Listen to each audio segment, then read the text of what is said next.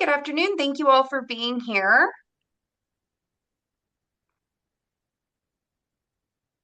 Hello, everyone. Thank you so much for joining us. My name is Ellina Yin, and I'm going to be moderating today's panel discussion. Before we get started, I just wanted to go over some housekeeping items. And this presentation is going to be recorded. It will also be uploaded on YouTube later. And we ask that you stay muted unless speaking when we take questions. We will be taking questions in the chat. You may use the raise hand feature. And additionally, also housekeeping, the civil grand jury, we're here to cover local government, which is the city, county, and special districts. We don't have anything to do with the federal government, so just wanted to give that disclaimer. And so now I'll hand it off to Brittany. Thank you so much, Ellina. And so I am pleased to see everyone here today. I just want to take a moment to introduce the court's presiding judge. The Honorable Julie Emede was appointed to the Superior Court bench in December of 2009. And she has previously served in or supervised the Civil Division, Criminal Domestic Violence Calendar, Provisional Remedies and Appellate Division, Probate Court, Family Court, Misdemeanor Court. I'm sorry if I missed something, Your Honor, but she also is a presenter at various judicial and continuing legal education seminars and previously taught at the Santa Clara University School of the Law. As presiding judge, Judge Emede is now responsible for leading our court, including allocating resources and establishing policy. She manages various aspects related to the recruitment and selection of the civil grand jury, all while ensuring the effective administration of justice across all Santa Clara County Superior Court divisions. So thank you, Judge Emede, for being with us this afternoon. Thank you very much, and thank you, Brittany, for that introduction. And thank you to Ellina for her work with the webinar today. Appreciate it. It is one of the pleasures of being the presiding judge that I am involved with the civil grand jury. And so it's my pleasure to be with you today to talk about the important work that is done in our community by the civil grand jury. I appreciate your interest in this topic, and I hope to provide really just a basic introduction about what service on the civil grand jury would mean. I want to quickly mention that we are not talking about the criminal grand jury. The criminal grand jury has a different selection process and a different purpose. The criminal grand jury is selected from the regular jury pool, like when you receive a jury summons, and their job is to consider whether there is sufficient evidence to indict a person for a crime. The civil grand jury, on the other hand, is an examining and investigative body that makes recommendations to improve systems, procedures, and methods of operations of local government. The primary functions of the civil grand jury and the most important reasons for its existence are examining all aspects of county government, seeing that the public's monies are handled judiciously, and ensuring that all accounts are properly audited. Put simply, the role of the grand jury is to guarantee honest, efficient government in the best interests of the people. As it is set up today, the civil grand jury is part of the judicial branch of government. And although the grand jury is part of the judicial system, and grand jurors are considered to be officers of the court, the grand jury is an entirely independent body. While the court and county counsel and other attorneys, as you will learn today, act as advisors to the civil grand jury, we cannot direct or prevent the actions of the civil grand jury so long as the civil grand jury operates within the law. Having said that, the court does play an important role with the grand jury. And while the court has many grand jury related responsibilities, I'm only going to talk about 4 of those today. So first, and part of what we're talking about today, the court must assemble the grand jury by undertaking a recruitment and selection process for potential grand jurors. California law determines who's eligible to serve on the civil grand jury, which you're going to hear more about. After the initial selection process, the court then selects grand jurors by draw from the pool of qualifying applicants. Citizens serve on the civil grand jury for 1 full year. Second, after selection of the grand jury, the court must then impanel the selected grand jury and formally charge them with their duties. And then third, the court will consult with and advise the grand jury upon request of the grand jury. And then lastly, the court will receive the civil grand jury's final reports and review them for compliance with the law to be sure that those reports do not extend beyond the legal boundaries of the civil grand jury's power. The sole function of that review is to prevent official filing of an illegal report. Having talked about the court's responsibilities, I want to talk now about three aspects of serving on the civil grand jury that I want to highlight for all of you that are here today. Those three things are confidentiality, avoiding conflicts and bias, and the commitment obligation. So first, let me talk about confidentiality. Because of the nature of the grand jury's work, much of it must be conducted in closed session. Grand jurors are sworn to secrecy, thus assuring that those who appear before the grand jury know that their complaints will be handled in an entirely confidential manner.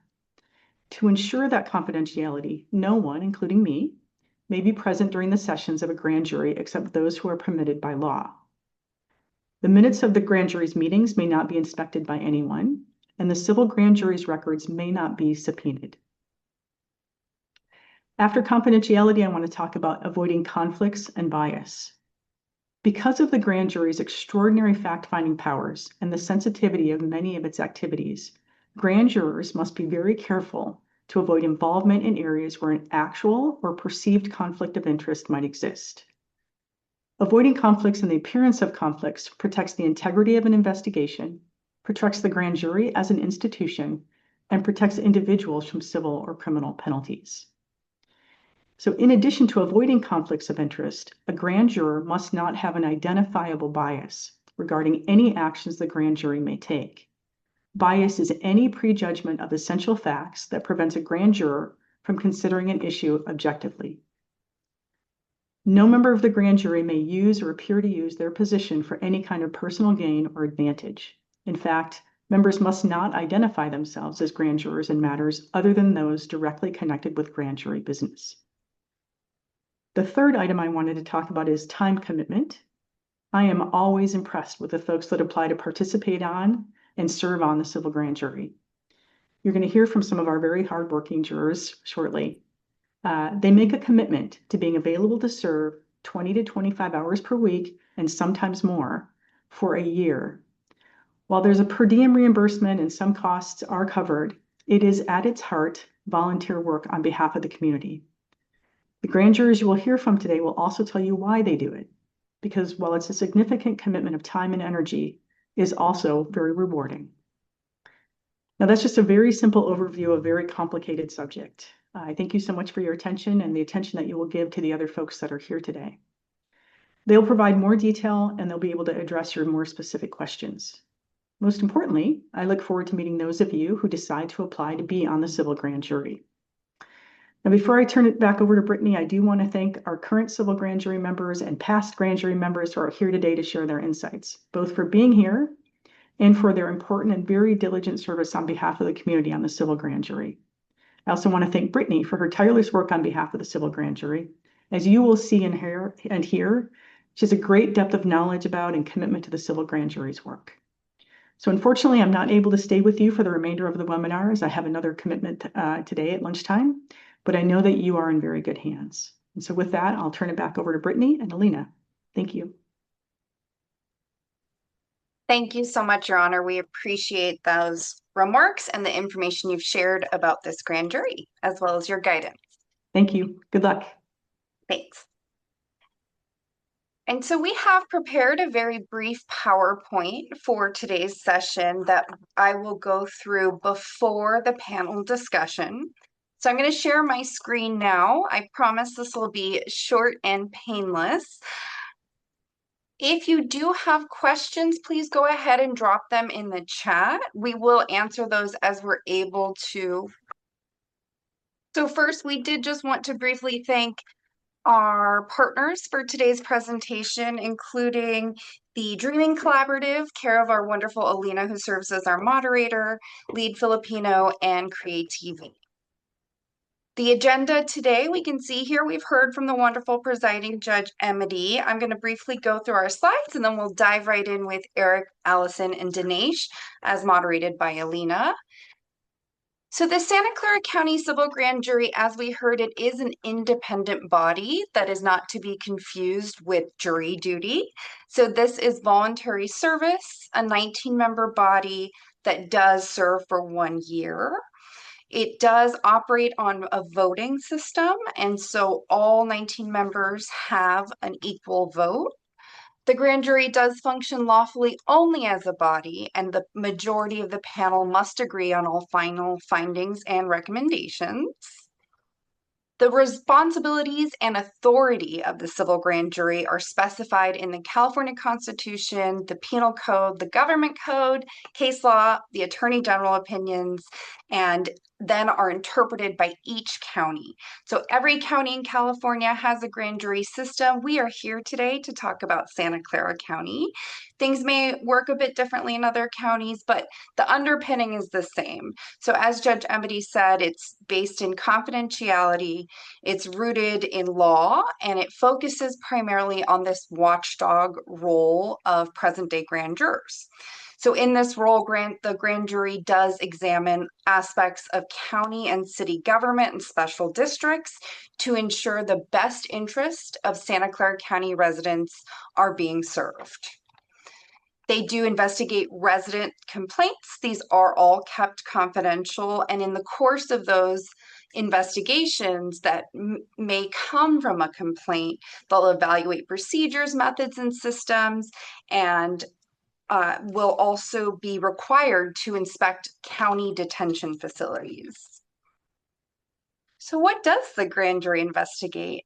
By law, at a very least, they are required to investigate and report out on county government.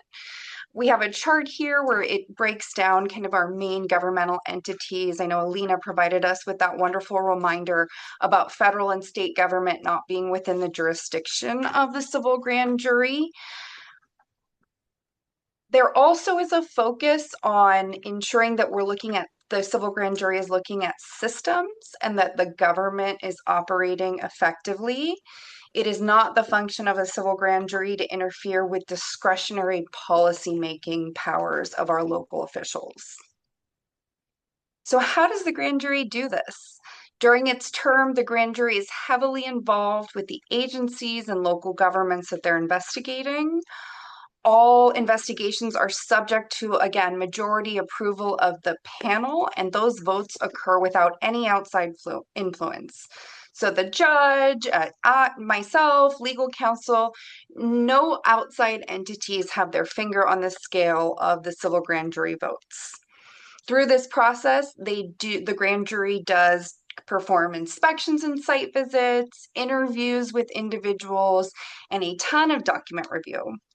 So grand jurors can simply elect to review the operations of an agency or an agency of local government unrelated to any particular complaint, so long as the goal is to promote accountability and improve efficiency and effectiveness. The grand jury does also have broad subpoena power, and so they have discretion on how to approach investigations and can enlist confidential support from its legal advisors. As Judge Emede mentioned, that is primarily the office of the county counsel here in Santa Clara County. Looking at the impact of those investigations, a wide range of agencies have been investigated in the past. So we have some examples up here about media coverage and the response from our community. This is just a small sample size of the reports and investigations completed by the civil grand juries in our county. Each agency or entity investigated does have to file a formal response by law, and it does outline the entity's response to the recommendations made by the grand jury. Those are available on our website. There has also been statewide recognition, both from nonprofit bodies, but also from state elected officials citing grand jury reports in their press releases. So we saw one specific about public transit just about a year ago, grand jury report from 2019 was referenced by a state elected official. So these do have a considerable effect beyond the county lines. And then on the other hand, some reports receive less media attention, but have significant local impact. And so it's great for the grand jury to also have these continuity or compliance reports where they're looking at what local agencies or entities have done in response to grand jury reports. Switching gears a little bit, the Santa Clara County, as I mentioned, there are 19 volunteers. They must apply for service, and by law, the Superior Court does select the grand jury under the guidance of the presiding judge. The civil grand jury does commit to serving for one fiscal year in our county, and we do say it's about 20 to 25 hours per week. Although, of course, we understand, appreciate, and celebrate that grand jurors have personal commitments, vacation time. There may be other things that they need to do. And so flexibility and discretion are built into how grand jury work is scheduled. Hybrid work, remote work continues to be available in our county and is a big part of how the grand jury in 2026 does its work.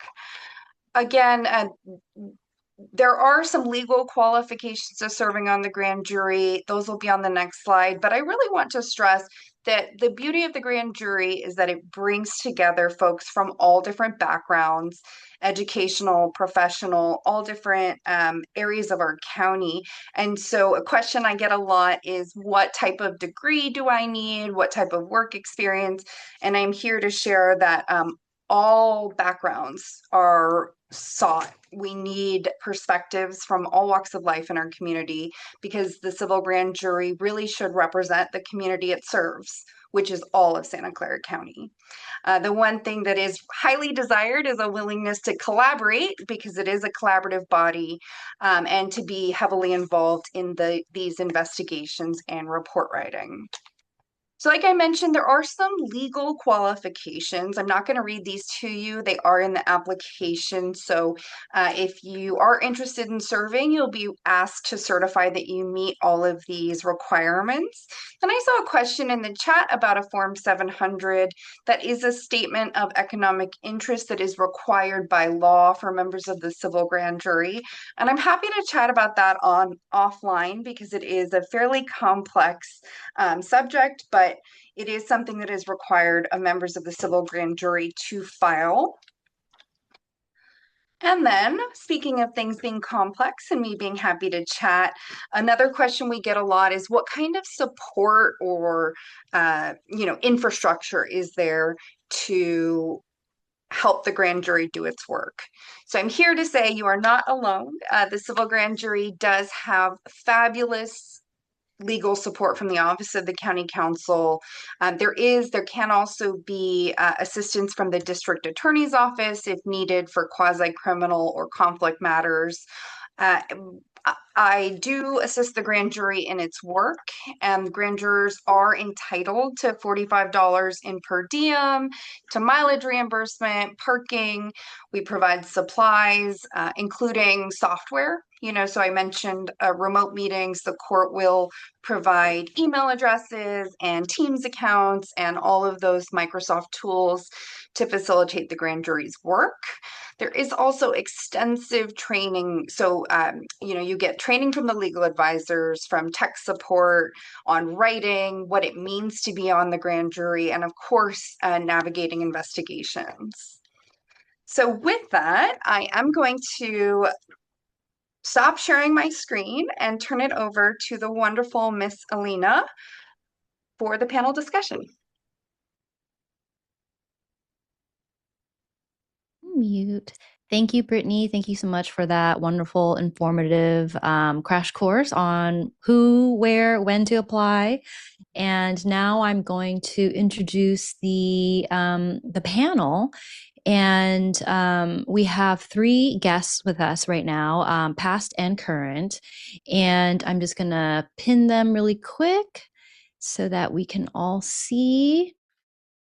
And I would love for each of the panelists to introduce your name, what year you served, and then we're going to start getting into the questions. And so I will popcorn it off to Allison. Okay. Can everyone hear me okay? All right. So hi, my name is Allison. It's been a while. I think the year that I served was 2020, 2021. Correct me if I'm wrong, but me and Eric were on we served during the same year. And I'm from San Jose, California.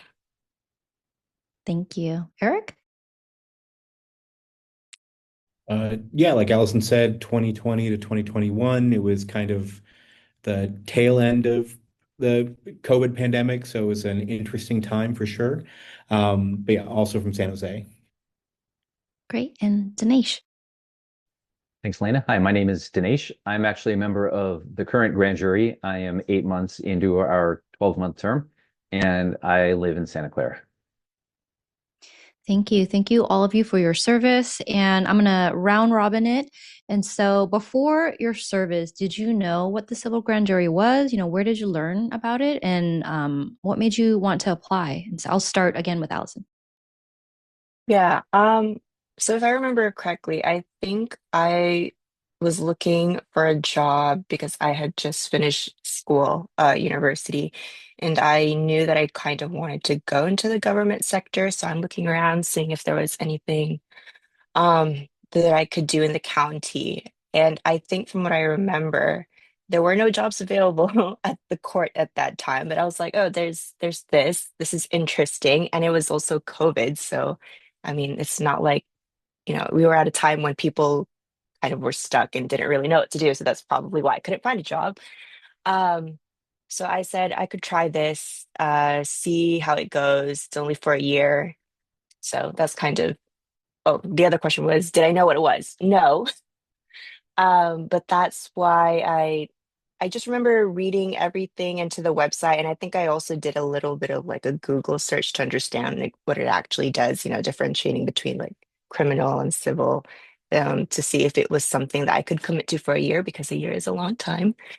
Um, but yeah, I think I was much more flexible at the time because I was really, really young still and didn't have a idea yet of where I wanted my career to go. Awesome. Thank you for sharing that. I can imagine being a recent graduate and having this opportunity. I would have loved that. And back in 2020, I did not know what the civil grand jury was. If I did, I would have also applied. Eric? Yeah, so I think to answer your question of how I heard about it, I want to say that my mom sent me a link from like Nextdoor or something, and was like, "You should do this. You should think about this." And I looked into it, and it seemed exactly what I was looking for. I mean, it was, it was COVID, right? So I had been working retail before that, been furloughed, then laid off, and so I was going a bit stir crazy at the time.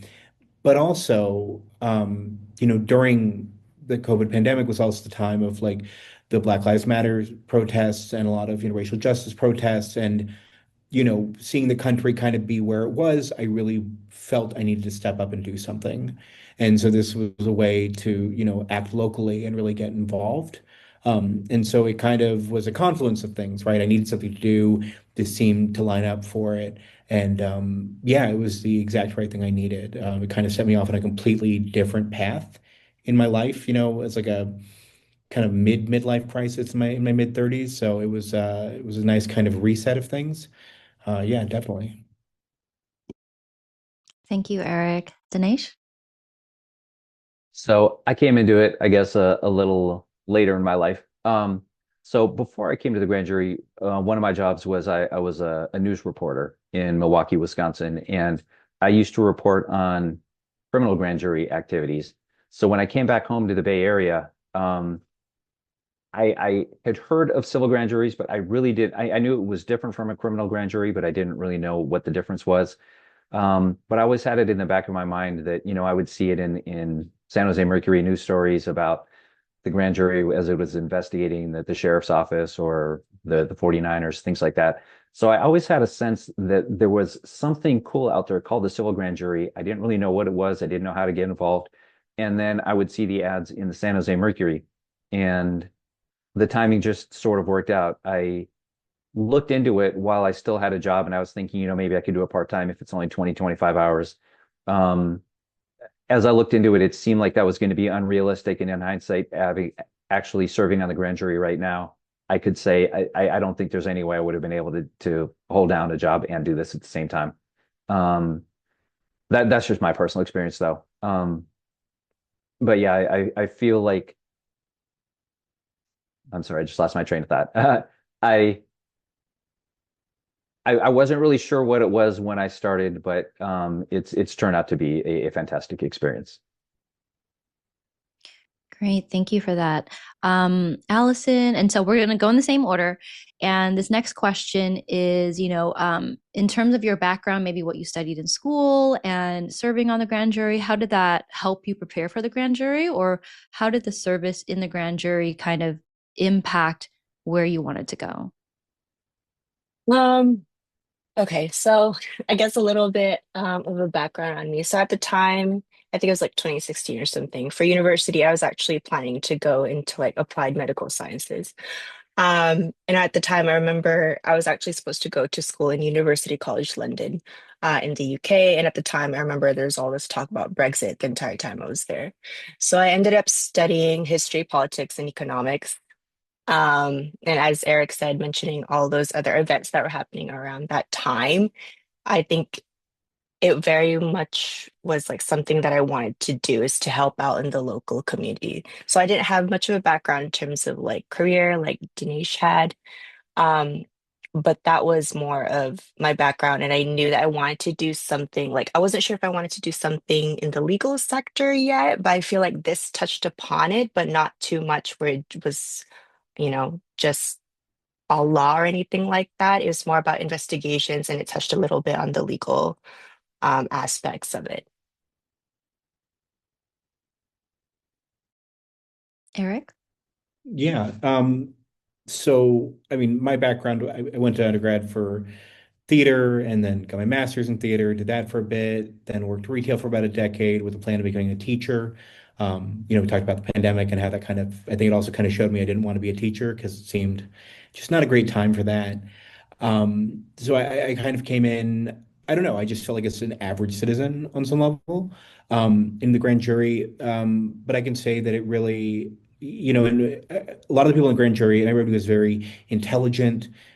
They were like intellectually curious. They were civic minded. These were all like values that, I held. And I realized a lot of people among my the other grand jurors were like former attorneys. And so I started looking at law school, which for some reason had never occurred to me in like my 30 something years on this earth. And yeah, now I'm about to graduate from law school about another 2 months. I'm gonna work for a federal judge after that, and then go back to California, work at a firm there. So I mean, like, it really changed my life. I mean, it really gave me a different perspective on things. It also really showed me like how much power we have as like citizens and the things we can do, and if we listen and get engaged and take action. So these are all the kinds of things that I really wanted, and I really feel like I got out of the grand jury. Thank you. What an inspiring story. I love that. And congratulations on your soon to be graduation. Dinesh? I'm sorry, can you repeat the question? Are you asking how this prepared for future? Yes. If your background and your previous job helped prepare for this, and how has your experience been serving? Got it. Actually, I think so. My personal experience, I think, was definitely beneficial from the perspective of having a lot of experience with writing and investigating and going through documents. One thing I will say though is on our current grand jury, we have 19 people, and there is a broad diversity of backgrounds. And I can say this affirmatively, no matter what a person's background is, every single person has been adding value. We have some people who have law backgrounds, some people who have backgrounds in city management, data management, data, IT people. We have some people who don't have a whole lot of experience in any of that stuff, but they've just lived in Santa Clara County for 20 years, and they know the issues, they know what things were like 20 years ago and compared to now. So while I am glad that I had a background that prepared me, I will say that I can't think of any background that someone might have where the grand jury would not be able to put them to use. There is such a broad diversity of what we do, of a breadth of responsibilities that are involved in the tasks that we undertake. So I would pretty much, I think I could pretty safely say that no matter what your background is, there will be a way that the grand jury could put you to good use. Thank you so much for that, Dinesh. And that goes into our next question. And you are currently serving. So could you tell us a little bit about, what a day in the life of a grand juror looks like? Sure. So I would say that in my experience so far, it seems like there's kind of three distinct parts to a grand jury term. The first part, the first 3 or 4 months is sort of the pre-investigatory phase where we're trying to decide which complaints we're going to be acting upon and which investigations we'll be doing. The second part is actually doing the research and the document requests and the interviews and reading reports and that sort of thing. And now we're sort of in the final stage, which is now that we have all that information, now we put it together into reports. So a day in the life is going to be a little bit different depending on where we are in those. But for the most part, we break up into committees, and each committee sort of determines its own path forward. So there's a division of labor. You decide what you want to work on and how you want to approach it. People sign up for certain roles depending on their expertise or what sort of experience they want to get out of the grand jury. And then the committees will meet, and then we, as a full 19-person body, will meet once a week. And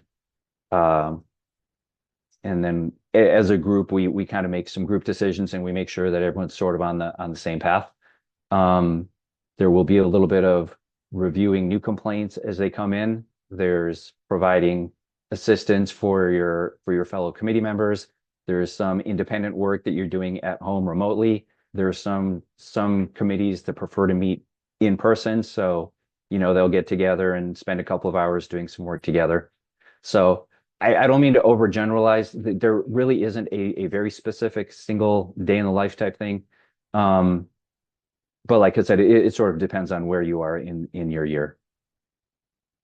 Thank you. It sounds like there's also a lot of room to design what that day looks like with there being 19 members in various committees. So this next question is for Eric. And if you can take us back, and what was it like receiving a complaint? What was that process like of determining, are we going to take up this complaint, or maybe we're going to pass it on? What was your process that you remember? I mean, so we would all, read the complaint individually, and we would all, think about it, do a little bit of research if we felt it was warranted, and then, we'd bring it to I was a member of the complaints committee, and so we would, discuss: is there something here? Is this a problem that is appropriate for the grand jury?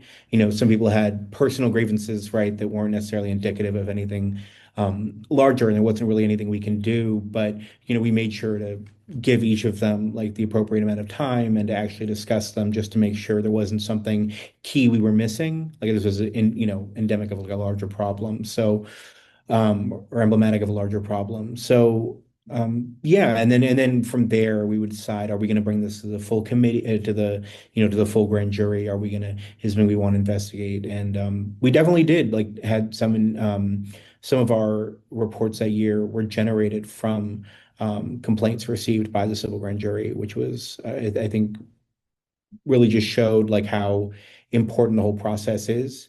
Other complaints, other reports we filed and investigations we did were, issues brought up by grand jury members themselves, but we definitely had some we never would have investigated had someone not brought it to our attention. Thank you. And Allison, when you were serving, how was it organizing the work? And, how did you determine like the committees and who was on the committees? Can you walk us through that process? Yeah, so from what I remember, one of the first things we did off the bat was we wanted to organize ourselves. That's kind of something that they stressed. And I think we had about 3 or 4 different committees. You can honestly pick any, like have each committee focus on anything that you want. So I remember one was like health and human services or something like that. And that could encompass a wide range of things, right? And so basically the way it would work is that you would just join each committee as you please. There's no strict number of people who have to be on it. If two people wanted to be on it, which I don't think we did, you could. It's just really a matter of everyone's interest at the time and what they want to focus on. Like sometimes they already had knowledge of things of what they wanted to look for. Like maybe it's, everyone knows about the housing issue here because it's so expensive. Um, so people would kind of like gravitate towards that. And whoever wanted to join at some point, it's also fine. I don't think we also had a definitive cutoff time as to when you can join. Like maybe, let's say you're hearing something from a committee, I don't know, a few weeks later, and you're like, oh, this sounds like interesting, and they're working on something that I'm look I want to know more about and that I want to get involved in, then you can jump in right away. Um, was there anything else that I missed? No, I think I don't that's think so. great, and thank you Yeah. for clarifying that you can jump in anytime, so you're not locked into a committee for like Hmm. the whole entire year duration. So that's really awesome to hear about the flexibility. So this is back to round robin, and we're going to go in reverse order and start with Dinesh. And so, what would you say from your perspective is one of the key considerations that people should think about if they want to apply and be successful at this? So I'll answer this question from the perspective of 1 year ago, I was sitting exactly where you all are right now. And so I imagine that a lot of you have similar questions to what I had at that moment. And I can tell you that even though I felt pretty good about my reporter background and feeling like, I'm sure I could add some value, I was nervous about what I didn't know. I was thinking, are these civil grand juries just going to be going through all sorts of like long documents with legalese that I'm not going to really understand? Is there certain context that people who have kids or have gone through certain school districts are going to understand, depending on what an investigation involves? And I was wondering if the limited qualifications I had were going to be good enough. Um, and I will say that I think the point that Brittany made before when she was talking about the resources that we have available to us, between Brittany and our council and the trainings that we get, there it is very we are very conveniently put in a position to succeed. So we have the tools available to us. We have the diversity of our fellow members, and I think I missed, what was the final part of your question? No, I think you got everything. Yeah. Okay. Yeah. Thank you so much. Eric? Yeah, I'd say, one thing is just understanding. I think Dinesh had really talked about this, understanding that this is like a time commitment and this is, something that's going to take up a decent amount of time. So just being prepared for that. It's not something that like, you have to schedule your life around this and everything like that. There definitely is, you get to choose when the committees meet. You get to choose, you can set meeting times and all that kind of stuff. But I think just being prepared but also being prepared for like the rewards that come from this. I mean, I think a lot of people who are on this call are on this call because they want to get involved in the community. They want to serve their community.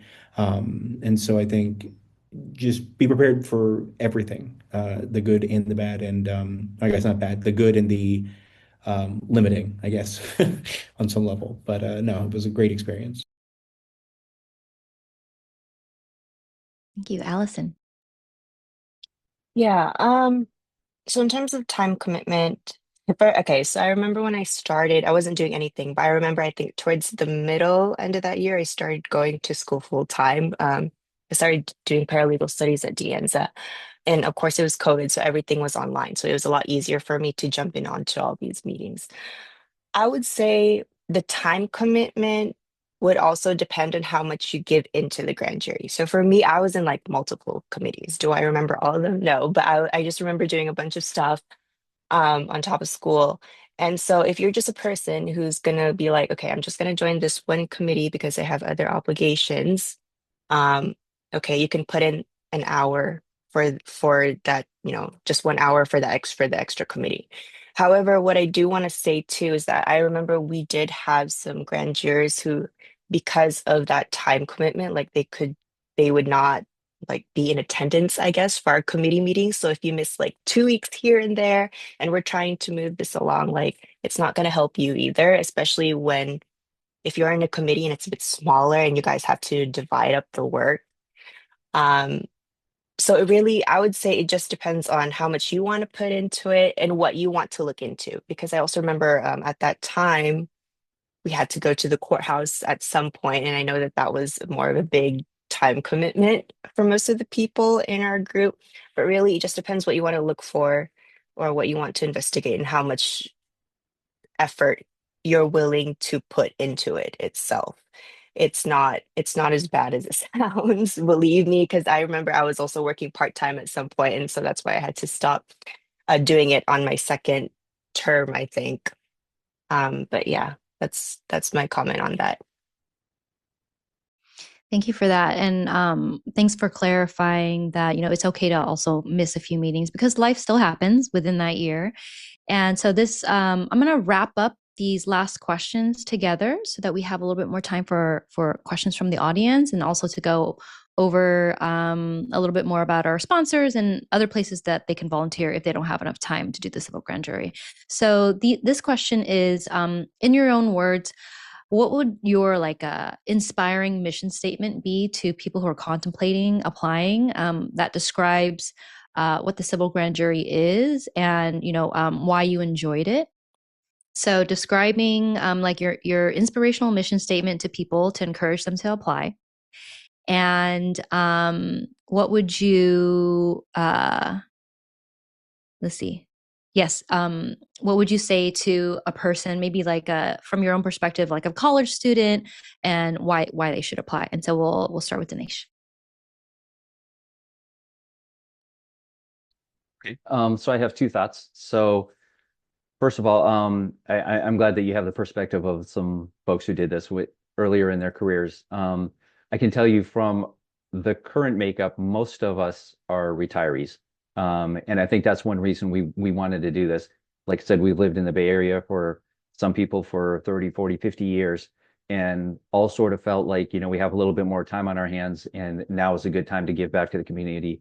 And this is a fantastic way to do it, a fantastic opportunity to really make a difference. The investigations that we're looking at are not necessarily punitive. We're not looking to throw anyone under the bus. We're looking to help our agencies do a better job of serving their communities. We're looking to make sure that people who are members of our communities, maybe underserved parts of our communities who feel like they're not getting justice or they're not getting a fair shake, that they have us that they can come to, and we can look into things and make sure that justice is being served, making sure that our community members are all being treated with the fairness and respect that they deserve. And I can tell you one other thing that's sort of keeping us going at this point is, as our reports start coming out, we know that a few days after, news releases go out when our reports go out. So a few days after that, for at least some of our reports, I wouldn't be surprised if you see a front page story in the San Jose Mercury News saying, here's something that the grand jury just discussed. And for us to be able to open up the paper and say, hey, our community is talking about this because of the work that we spent months and months doing. Our community is talking about it. Our agencies are reviewing our report, and they're hopefully making things better. Our newspaper stations, our TV stations are drawing attention to this. People are discussing it, and hopefully a year or two or three from now, we'll look back at those agencies and say that they moved forward as a result of the work that we did. So when I talk about making our communities better, that's exactly what I mean. I mean the feeling that even if we're doing this, we're not getting paid a lot of money, we're not getting a lot of fame, we're not, but it's just our communities have given us so much. And gosh, what a fantastic way to spend 20, 25 hours a week just knowing that what we're doing is benefiting. There are a million people in Santa Clara County. What 19 people are doing is really, truly, genuinely having an impact on a million lives. And that's a fantastic feeling. Thank you. Thank you. I'm really excited to read the reports this year. And thank you so much for your service. And Eric? Yeah, I mean, the way I always describe it to people, because I describe it in a lot of job interviews and all this kind of stuff, because they're like, what is this thing? What is this civil grand jury?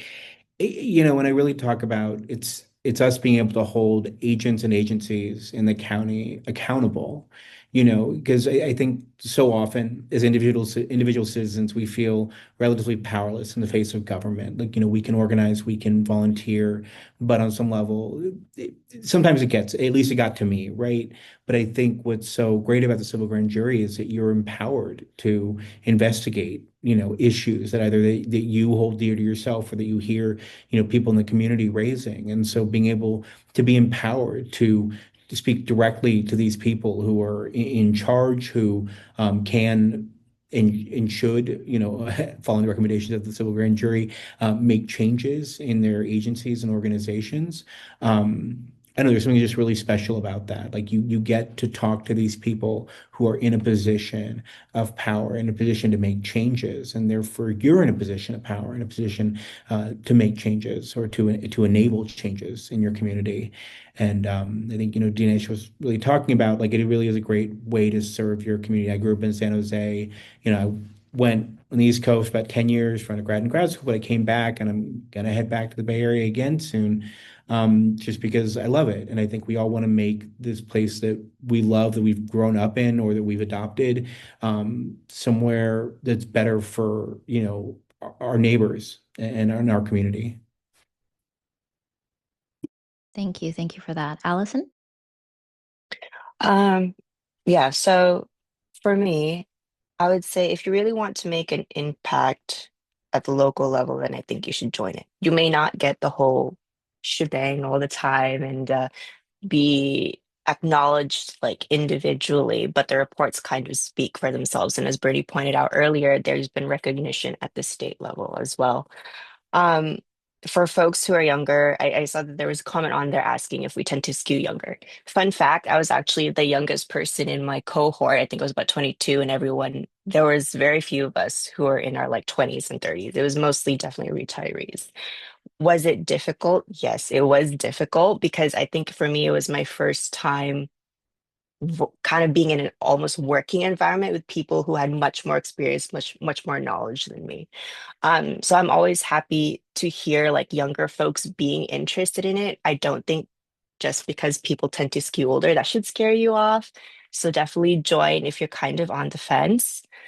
Um, in terms of how it's also impacted me, like I think for me, so I felt like joining the grand jury, I made some sort of local impact with all the reports that we made, and then having also that recognition at the time at the state level.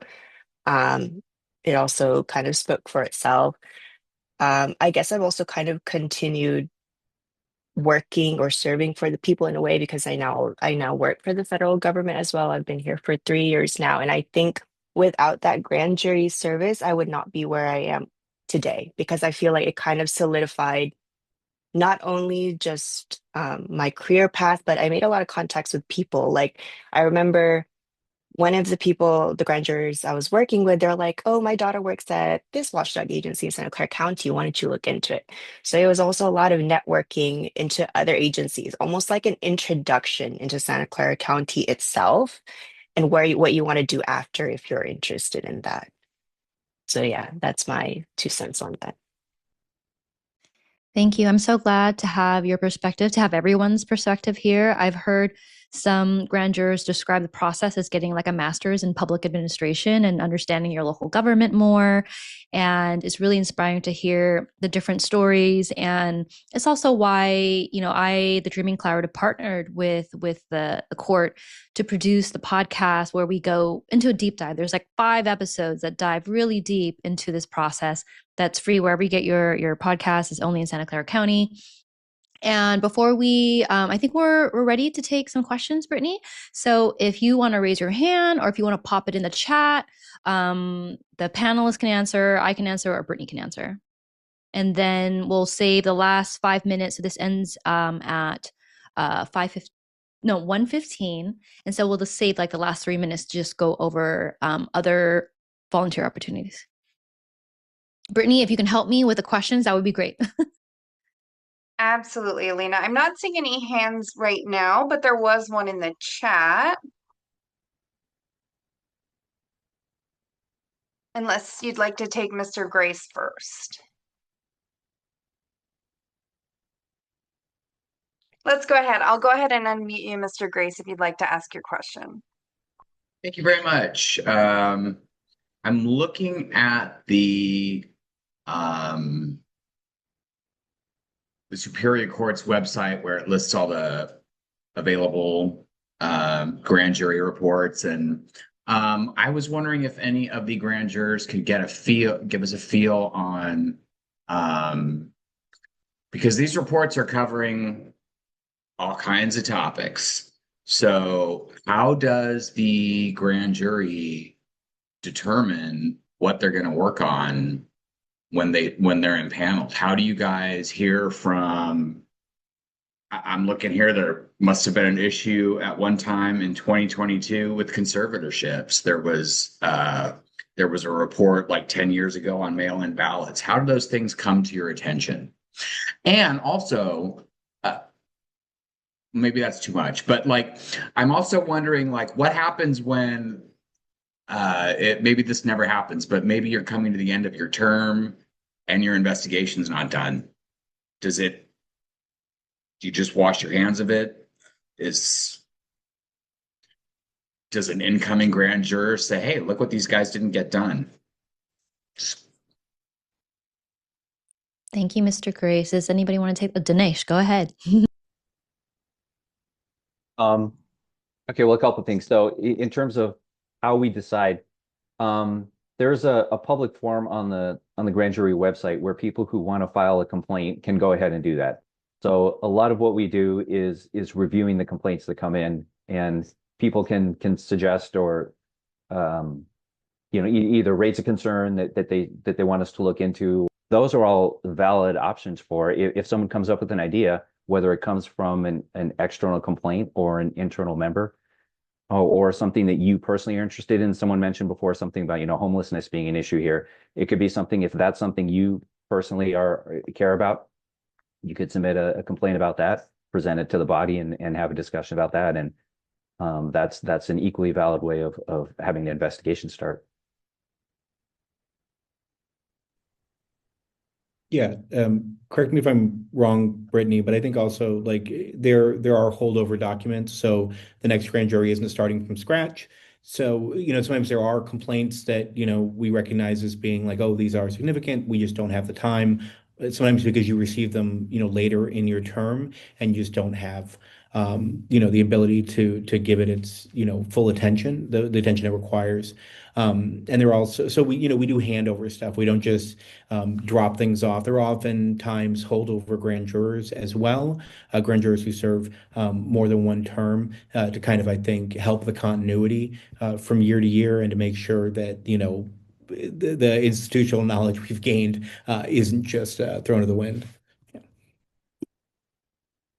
Thank you. We have, I think, one last question. Feel free to pop into the chat as well, and Brittany will share the email. So if there's more questions that we don't get to, please feel free to ask. And so, Miss Brown, if you want to ask your question, there you go.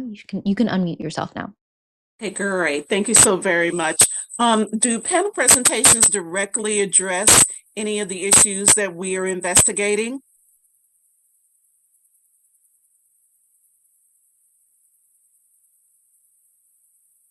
I'm sorry, I didn't quite catch that question. Do you mind repeating that? Sure. Are the panel presenters comprised of any sort of background expertise that we are using when we're doing our investigations?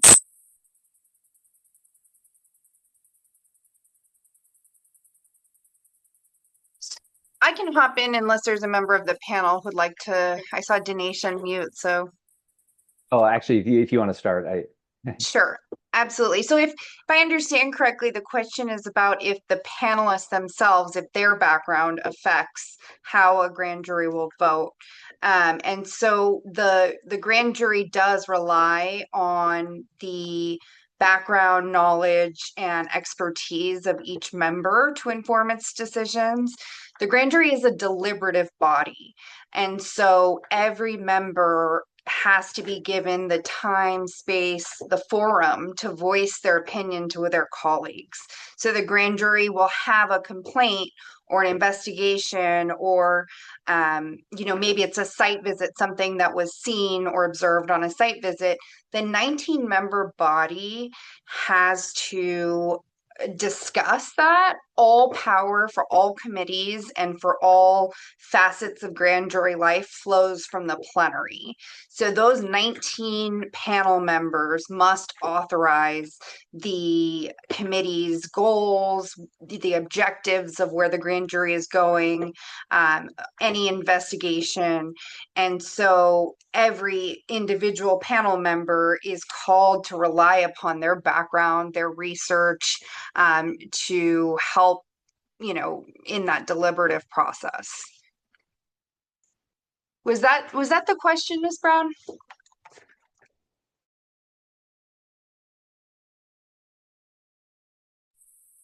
Actually, I was thinking more in terms of bodies of expertise outside of the expertise provided by the panel. Got it. I'm sorry about that. So there No are worries. Thanks.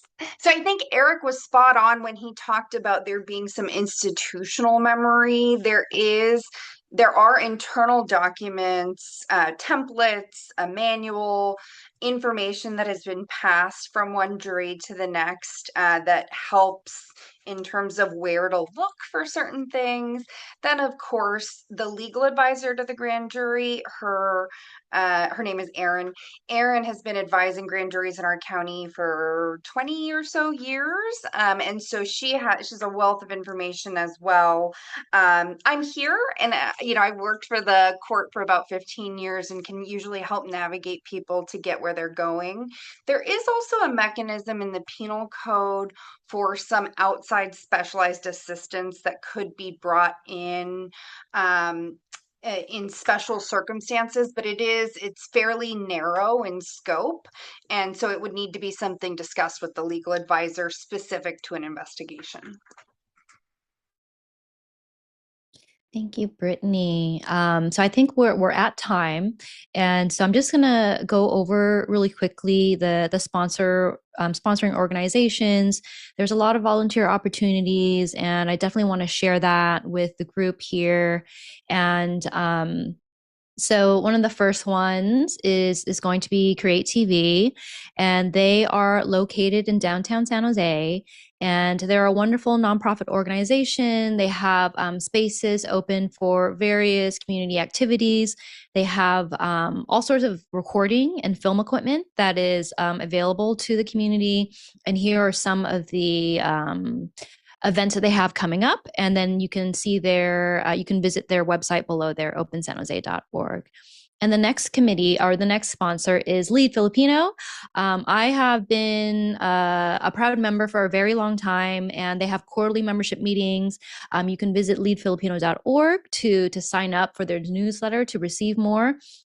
And they also have a conference coming up on March 28th. And then lastly, Dream Collaborative. And so we produce the podcast only in Santa Clara County, which explains how local government works. We talk about budgets, we talk about policy committees, boards and commissions. And so we do that for Santa Clara County as well as the city of San Jose. And you can find us wherever you get your podcasts. We're also on YouTube. And we also have a crash course free civics masterclass that would help you prepare if you wanted to join a board or commission on a city or county level. And so these are resources for you. And you can learn more at dreamingcollaborative.org. And so I think that kind of wraps up our panel. And we have the recruitment period here. Brittany, if you want to add any final words.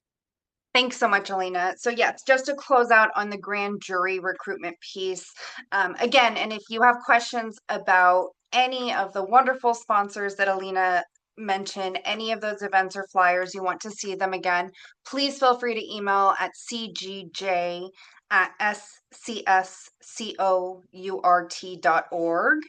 But I just want to show this timeline because there was a question in the chat. Applications are open now for the 2026-2027 civil grand jury. They will be accepted through March 27 at 5 o'clock. You can fill those applications out online. You can also request a hard copy using that email address that I'll drop in the chat as well. There will be interviews and a background check that will culminate in a public ceremony on June 18, 2026, and then the term will begin July 1st. So again, if you have any questions or questions, I did put our website here. That's a QR code to the application itself. And I'll drop the email once more in the chat because I saw there are some questions we didn't get to in the chat today. But before I take all of Ellina's time, I want to thank you, Ellina, for a wonderful job moderating and for all you do to help engage our community. And then, of course, to our beautiful, lovely, and amazing panelists, Eric, Dinesh, and Allison. We appreciate not only your service to our community as a grand juror, but sharing your perspectives today. Thank you, everybody. Thank you for joining us.